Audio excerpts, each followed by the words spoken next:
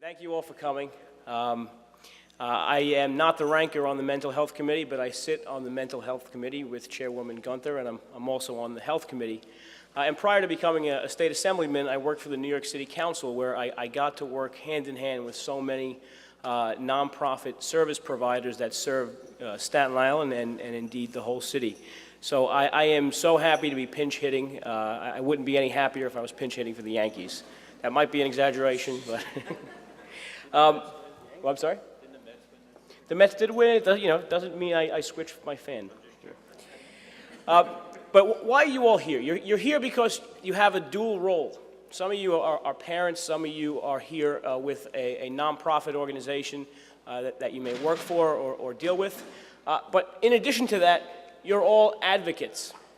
And why is it important to be an advocate? The answer is easy, because there's still injustice everywhere. There's still injustice. There's injustice on a big scale and in a small scale. A couple of examples just from my district. It took a whole town to rally, picket, and protest just to give a couple of students a temporary chairlift so that a handful of students wouldn't be confined to 2 or 3 rooms. In my district alone, the city of New York owns 1,100 properties.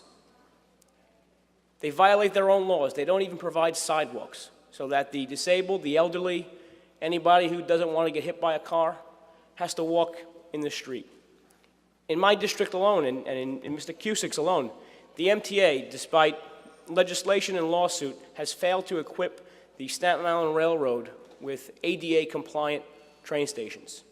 So if you're getting on at St. George, if you're a visitor to Staten Island, let's hope you're going to one of 3 stations. Otherwise, well, you're out of luck.